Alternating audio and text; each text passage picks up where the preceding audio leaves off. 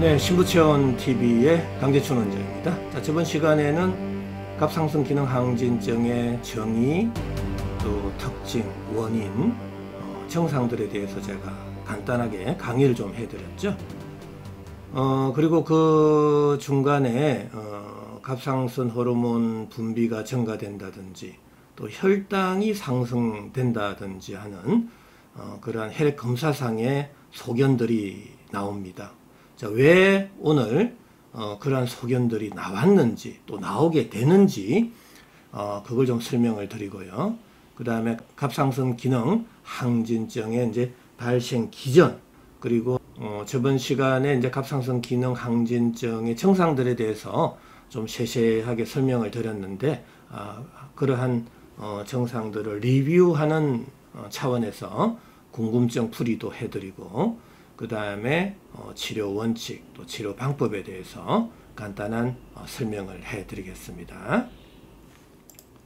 자, 먼저 저번 시간에 이제 갑상선 기능 항진증에 있어서 혈액 검사상 갑상선 호르몬의 분비가 증가되고 또 혈당이 증가되는 소견이 나타난다고 그랬잖아요. 자, 그걸 자세하게 설명을 드리겠습니다. 우리가 일상생활을 하는 동안에 체온이 떨어질 수가 있죠. 자, 체온이 떨어질 때 간 내의 시상 하부에서는 체온을 상승시켜야 되겠다라는 명령이 주어지게 되죠. 자, 그럴 때 호르몬의 분비가 증가하게 되는데 TRH라는 호르몬입니다. 사이로이드 릴리징 호르몬이죠. 자, 이 호르몬이 뇌하수체 전엽을 자극을 주는 거죠. 자, 뇌하수체 전엽에서는 TSH라는 사이로이드 스티뮬레이팅 호르몬을 갑상선에다가 자극을 주는 겁니다. 자, 그러면 갑상선 기능이 또 좀 항진이 되겠죠. 자, 그럴 때 티록신의 분비량이 많아지고 그럴 때 또 당 분비량이 많아지는 겁니다. 한 포도당이 38 ATP를 발생하게 되죠. 한 ATP는 7.3kcal의 열량을 발생하게 됩니다. 자, 이러한 당 분비량이 많아질 때 체온이 최적화되는 거죠. 낮아졌던 체온이 상승이 되는 거다, 그런 소리죠. 자, 이 당 분비량을 많게 하는 것은 또 여러 군데 자율신경계통에서도 당 분비량을 많게 합니다. 자, 그래서 체온을 전반적으로 높이게 되는데, 자, 오늘 이 시간은 갑상선에 국한해서 제가 지금 설명을 드리고 있는 거죠. 자, 그렇다면은 이 당 분비량이 많아진 것은 체온을 높이기 위했던 거죠. 이때 우리가 혈액 검사를 해버리면 이 당뇨로 진단을 내리게 되고요. 자, 이때 TSH 분비량이 많을 때 혈액 검사를 하게 되면 갑상선 기능 항진증이 된다라는 이야기입니다. 자, 갑상선의 기능이 항진이 되면 여러 가지 불안, 초조, 정충증, 가슴 두근거림, 맥박의 증가, 그 다음에 쉽게 피로되는 거, 구갈, 다양한 증상들이 나타난다고 그랬잖아요. 안구의 돌출, 시력장애. 자, 그렇다고 호르몬의 분비를 억제해버리면 당 분비량도 줄어들고 체온이 떨어지게 된다라는 이야기입니다.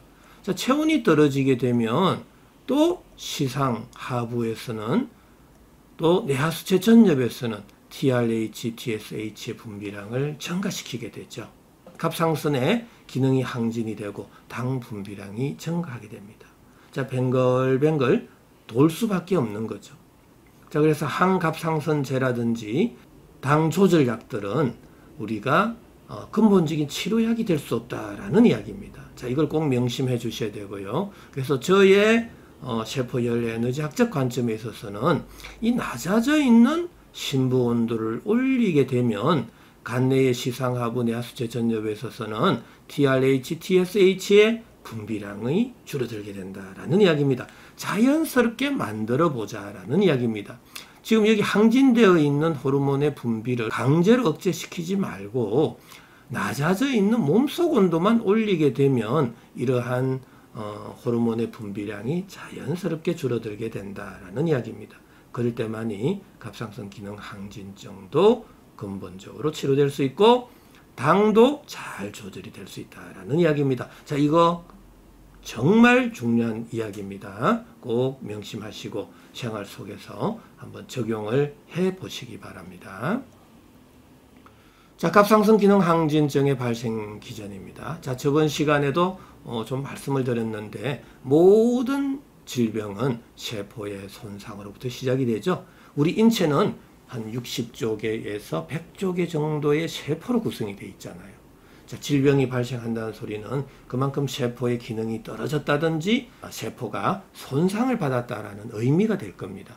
자, 세포가 손상을 받는 요인들은 너무나 많습니다. 세균, 바이러스, 곰팡이뿐만 아니라 압력, 온도, pH, 전해질, 또 저산소증, 물리화학적인 자극, 중금속, 약물, 수술, 환경 여건. 자, 이 이외에도 음식물의 점도, 경도, 산도, 표면적 정말 너무너무 많습니다. 그걸 다 설명을 드릴 수가 없습니다. 자, 어쨌거나 세포 손상이 발생하게 되면 세포 내 소기관인 그 산소 호흡을 담당하는 미토콘드리아에서의 기능이 떨어지죠. 자, 미토콘드리아의 가장 주된 기능은 ATP의 합성입니다. 자, ATP의 합성에 장애가 생김으로 해서 열 발생량이 줄어들고 그때 뇌를 포함한 오장육부의 온도, 심부 온도가 내려가게 됩니다. 자, 그러면 심부 온도가 내려가면 체온 조절 중추 시상 하부에서는 또 가만히 안 있겠죠? 체열의 방출을 줄이기 위해서 모공을 닫아버리게 됩니다. 자, 그 이후에 우리는 밥을 먹고 활동을 하는데 열이 내 몸 바깥으로 원활하게 방출이 되지 않을 때 바로 가려움증이 생길 수 있다라는 이야기죠. 자, 가려움증이 왜 발생하는지 이제는 정확하게 이해되실 수 있죠. 자, 그러면은 일단은 모공이 닫힌 이후에 밥을 먹고 활동을 하고 열이 발생하는데 그 열이 내 몸 바깥으로 원활하게 방출이 안 되지만 구멍, 관절, 마찰이 많은 쪽으로 열이 쏠려서 방출이 될 수 있다는 이야기입니다. 만약에 구멍이 많은 상체로 열이 쏠리게 되면 당연히 상체, 심장에서 이렇게 치고 올라갈 겁니다. 자, 심장에 열을 받으면은 불안, 초조, 또 가슴 두근거림, 맥박의 증가 현상이 나타날 수 있고요. 자, 목으로 가면은 목 갑상선에 열을 받겠죠. 자, 갑상선염이 된다든지 비대, 또 선종이 될 수도 있고요. 자, 구강으로 열이 가면은 구강 건조증과 다갈증이 생길 수가 있습니다. 자, 눈으로 갈 경우에는 안구 건조, 충혈, 또 시력장애, 안구 돌출 등이 생길 수도 있고요. 자, 상체, 어깨로 가면은 어깨 많이 결리는 피로가 극도로 또 발생할 수 있고, 머리 쪽으로 가면 편두통이라든지 저녁에 열이 더 쏠리게 되면 불면증까지 생길 수 있다라는 이야기입니다. 자, 열 에너지는 구멍으로 갈 수 있죠. 자, 아래 구멍으로 내려갈 경우에 있어서는 대변이 빈삭한다든지 설사가 나타날 수 있다고 그랬죠. 자, 그리고 체온이 너무 떨어지면은 불임이라든지 또 정자수의 감소 증상까지도 발생할 수 있다라는 이야기입니다. 자, 어쨌거나 이 모공이 닫혀서 열 에너지가 방출이 안 될 경우 구멍, 관절, 마찰이 많은 쪽으로 열이 확 쏠리게 되죠. 자, 갑상선으로 열이 쏠리게 되면 갑상선에서의 피부 온도가 상승됩니다. 그때 갑상선염이 될 수 있고요. 자, 온도의 상승은 표면 장력의 약화, 응력의 강화 현상이 생긴다 그랬죠. 압력과 밀도가 낮은 공간으로 밀어내는 힘이 생길 때 자, 갑상선의 비대 혹은 갑상선 종이 생길 수 있다라는 이야기입니다.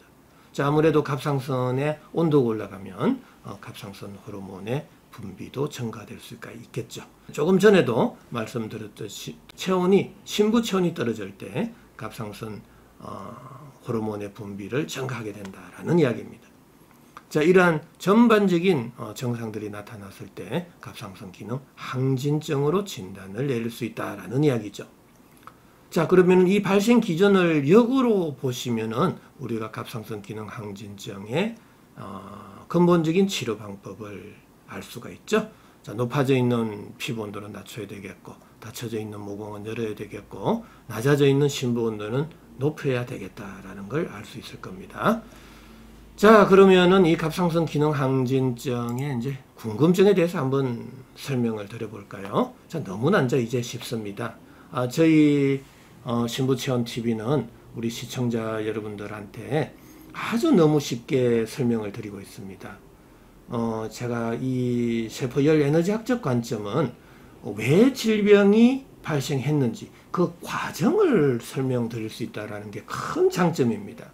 우리가 CT, MRI 같은 경우는 뼈가 부러지고 뇌에 출혈이 되고 뇌에 혈관이 막힌 그 현상만을 우리가 진단을 내릴 수가 있죠. 그 과정 속에서 왜 출혈이 됐는지 뼈가 왜 부러졌는지에 대한 과정을 설명할 길은 없습니다. 하지만 저희 신부체험TV의 세포열 에너지학적 관점은 병이 발생한 과정을 설명할 수 있다는 게 정말 가장 큰 메리트다, 장점이다라는 걸 알 수 있습니다. 많은 시청 바라고요. 계속해서 저도 꾸준히 강의를 통해서 여러분들과 함께 하겠습니다. 자, 갑상선 기능 항진증에 대한 궁금증 풀입니다. 왜 갑상선 호르몬의 분비가 증가되었는가? 이제 쉽잖아요. 심부 온도가 내려가서 체온을 높이려고 갑상선 호르몬의 분비를 증가시켰다라는 이야기입니다. 그때 열이 발생하게 되고 심부 온도가 최적화되었다라는 이야기죠. 자, 강제적으로 갑상선 호르몬의 분비를 억제하게 되면 심부 온도는 또 내려가겠죠? 자, 이런 우를 범해서는 안 되겠다라는 이야기입니다. 자, 왜 안병증들이 생기나? 자, 갑상선 기능 항진증과 눈과는 무슨 관계가 있느냐라는 이야기입니다. 자, 저의 이론을 또 저의 강의를 들었다라면 너무나 쉽게 이해될 수 있겠죠? 심부 온도가 내려가면서 모공이 닫힌다. 그때 밥을 먹고 활동을 하면 열은 발생하는데 그 열 에너지는 구멍, 관절, 마찰이 많은 쪽으로 열이 쏠려서 방출이 된다.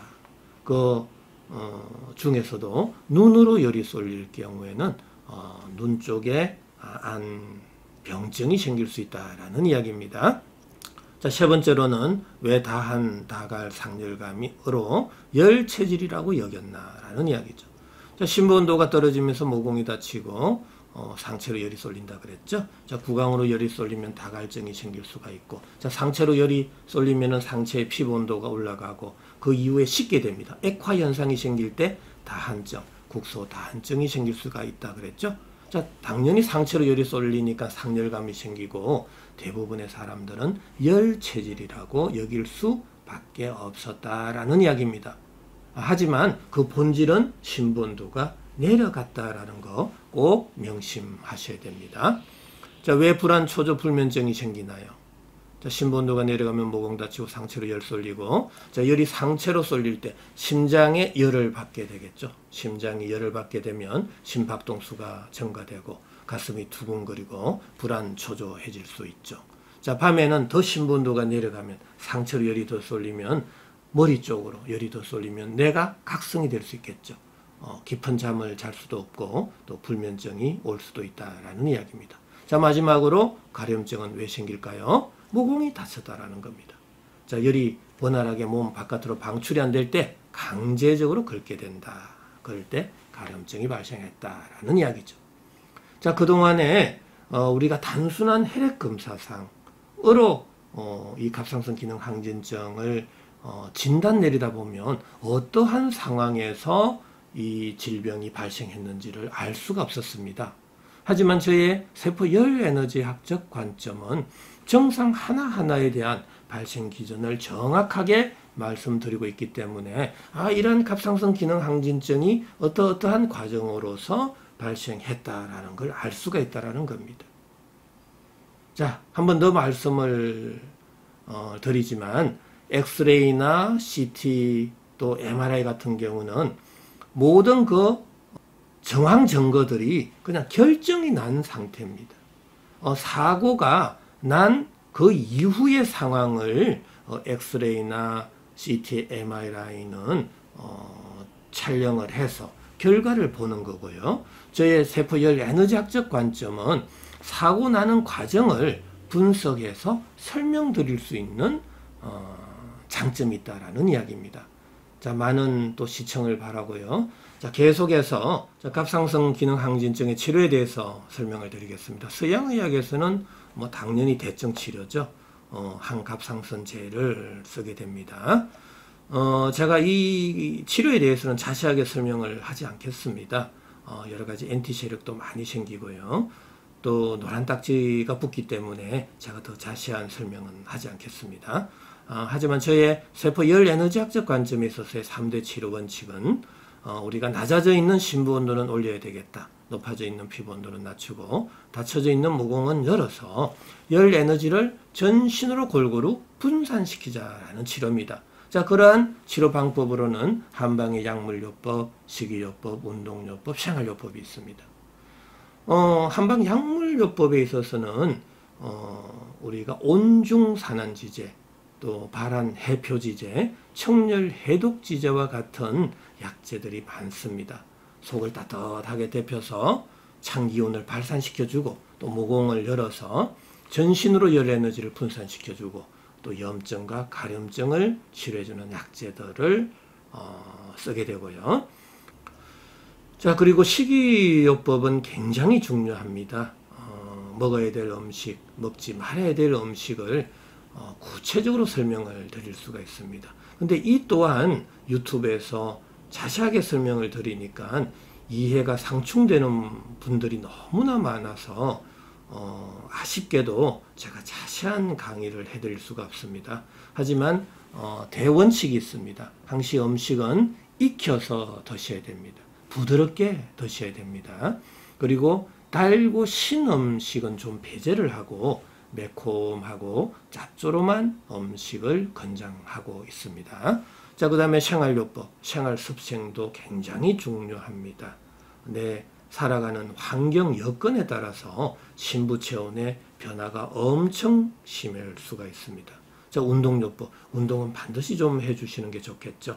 하루에 1시간이라도 운동을 해서 땀을 흠뻑 내주시면 더더욱 치료기간을 단축할 수 있습니다.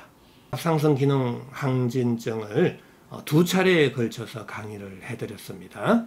갑상선 기능 항진증의 정의, 원인 정상, 또 발생 기전, 치료 원칙, 또 치료 방법에 대해서 설명을 드렸는데요. 좀 많은 도움이 되셨으면 합니다. 아무쪼록 요즘 날씨가 좀 더워지고 있습니다. 갑상선 기능 항진증 환자들한테 있어서는 좀 더 편안한 생활을 좀 할 수 있는 좋은 기회고요. 또 치료할 수 있는 좋은 기회가 될 겁니다. 아무쪼록 건강하시고요. 또 시청해 주셔서 대단히 감사합니다.